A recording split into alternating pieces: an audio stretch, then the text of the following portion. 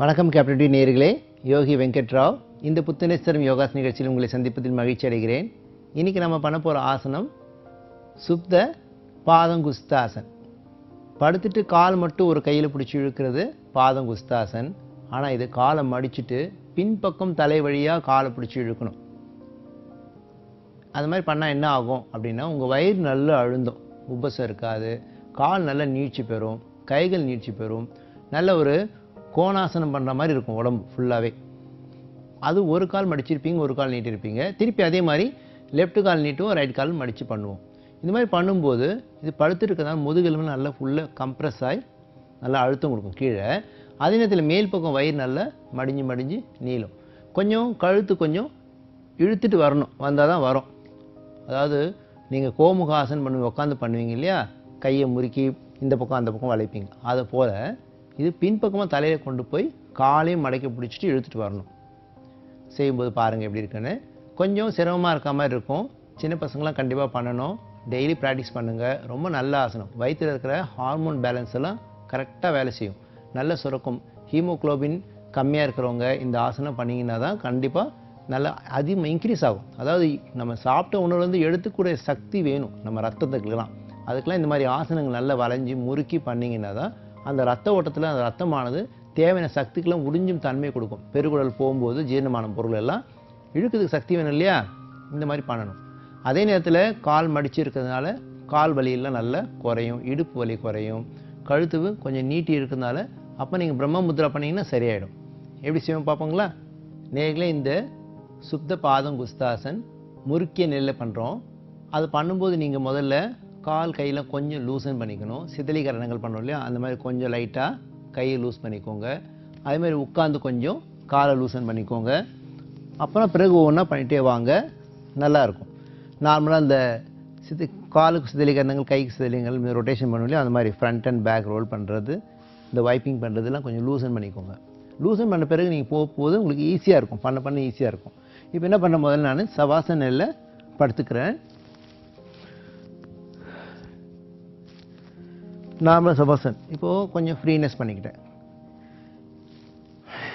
இப்போ முதல்ல என்னுடைய வலது காலை நிதானமாக மடித்து நெஞ்சு வரைக்கும் மடித்து வச்சுக்கிறேன், பவன முக்தாசன் போல். இப்போது இந்த வலது காலை என்னுடைய இடது கால் பக்கமாக கொஞ்சம் நல்லா திருப்பிக்கிட்டேன். திருப்பி நிதானமாக உள்ள மேலே கொண்டு வரேன். கொண்டு வரும்போது கீழ்கால் நல்லா நீட் நிலையில் வச்சுருக்கீங்க. இப்போ நல்லா இடது கையால் பிடிச்சி வச்சுக்கிட்டேன். இப்போ வலது கை என்ன பண்ணுறேன், தலைக்கு பின்பக்கமாக போயிட்டு மோத்தக் முத்ராவை கொக்கி போடுறேன். கொஞ்சம் காலை லூஸ் பண்ணிங்கன்னா ஒரு போட் மாதிரி இருக்கும், தண்ணியில் கப்பல் மிதக்கிற மாதிரி அப்படியே இருக்கும். இல்லை எனக்கு காலை எட்டுதுன்னா காலை பிடிச்சிக்கோங்க, இந்த கையை லூஸ்னா விட்டுருங்க.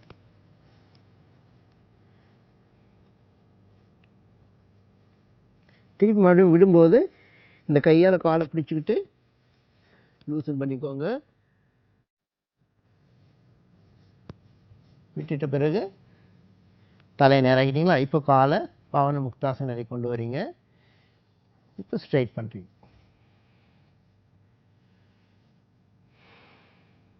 ஒரு ஆழ்ந்த சுவாசம் நிதானமாக மூச்சு விட்டு நிலை அதை பண்ணணும்.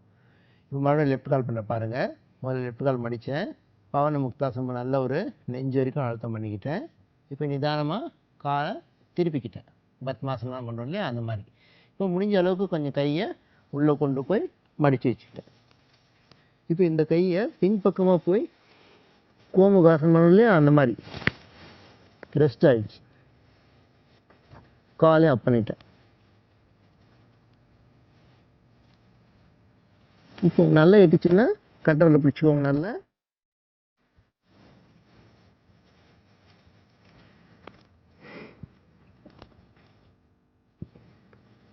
விடும்போது காலை மடித்து பிடிச்சிக்கோங்க கையால்.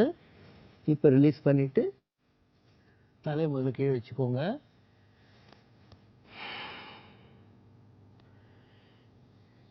திருப்பி மறுபடியும் பவன முக்தாசனில் வந்துட்டு ரிலீஸ் பண்ணுறீங்க. கண்டிப்பாக வயிறு பகுதி நல்ல ஒரு ஸ்ப்ரிங் மாதிரி அழுத்தம் கொடுத்துட்டு விட்டுருக்கோம். முதுகு நல்ல போட் மாதிரி இருக்கும். நல்லா ரிலாக்ஸ் பண்ணுங்க கொஞ்சம்.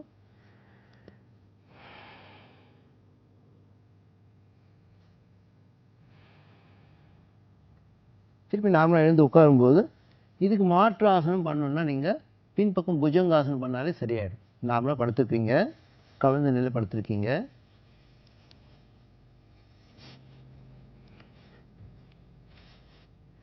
கைகளால் அழுத்தம் கொடுத்து கால் நல்லா நீட்டி வச்சுக்கோங்க. ஒரு புஜங்காசனம் பண்ணிங்கனாலே பேக் பெண்ட், ஒரு ஸ்ட்ரெச் பண்ணி விட்டீங்கனாலே நல்லா ரிலாக்ஸ் ஆகிடும்.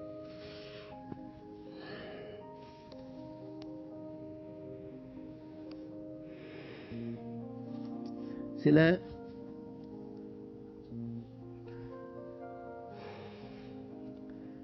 ஆசனங்களுக்கு மாற்று ஆசனம் செஞ்சால் தான் அதோடைய முழுமை பெறும். அந்த ரத்த ஓட்டம் மறுபடியும் பழைய நிலைக்கு பாயும்.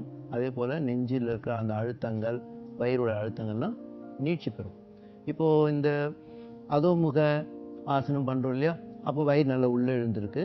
அப்போ திருப்பி உட்காரும்போது நீங்கள் தனுராசனம் பண்ணுவீங்க. அதுபோல் இந்த ஆசனம் ஒரு போட் மாதிரி வந்தது இல்லையா, நல்ல கழுத்தெல்லாம் நல்லா இழுத்து விட்டுச்சு. இப்போ அதே புஜங்காசனம் பண்ணும்போது அவைகள்லாம் கழுத்து, முதுகு, கால்கள் எல்லாம் நல்லா நீட்சி பெற்றுச்சு, கையும் நல்லா நீட்சி பெற்றுச்சு. பிறகு ரிலாக்ஸ் ஆகிடும். என்ன நல்ல ஒரு ஆசனம் பார்த்தோம். அதே போல் ஹெல்த்தி டிப்ஸு, ரத்த அழுத்தம் நிறைய பண்ணுறோம், என்னென்னமோ பண்ணி பார்த்தேன், ரத்த அழுத்தம் குறைய மாட்டேங்குதுங்களே அப்படின்னா ஒரு சான்ஸு, நீங்கள் ஒரு துண்டு சுரக்காய் எடுத்துக்கோங்க, ஒரு நெல்லிக்காய் எடுத்துக்கோங்க.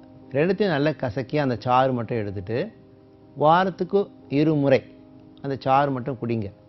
சுரக்காய் ஒரு துண்டு, நெல்லிக்காய் ஒன்று கசக்கி குடிங்க. இல்லை எனக்கு அது கொஞ்சம் ரொம்ப துவர்ப்பாக கசப்பாக இருக்குன்னா கொஞ்சம் தேன் வேணால் சேர்த்துக்கோங்க. வாரத்துக்கு 2 முறை தான் சாப்பிடணும். காலையில் வெறும் வயிற்றில் சாப்பிடுங்க. கண்டிப்பாக ஒரு 2 வாரத்தில் உங்கள் பிபியோட லெவல் நல்லா மாறி இருக்கும், நல்ல சேஞ்சஸ் இருக்கும். ஆனால் இருந்தாலும் நீங்கள் ஃபுட் ஹேபிட்ஸ் நல்லா சேஞ்ச் பண்ணிக்கோங்க. வெந்நீர் குடித்து பழகுங்க. கூட இந்த சுரக்காயும் நெல்லிக்காயும் கசக்கி அந்த சாறு குடிச்சிங்கன்னா வாரத்துக்கு 2 நாள் தான். நிறைய குடிச்சிங்கன்னா கோல்டு வந்த மாதிரி இருக்கும், கொஞ்சம் தொண்டை கரகரப்பாக இருக்கும். அதனால் வாரத்துக்கு 2 நாள் குடிங்க, சந்தோஷமாக இருங்க. என்ன நல்ல ஒரு ஆசனம் பார்த்தோம், நல்ல ஒரு ஹெல்த்தி டிப்ஸ் பார்த்தோம். நாளைக்கு இதே போல் இந்த புத்துணர்ச்சி யோகாசன நிகழ்ச்சியில் சந்திப்போம். நன்றி, வணக்கம்.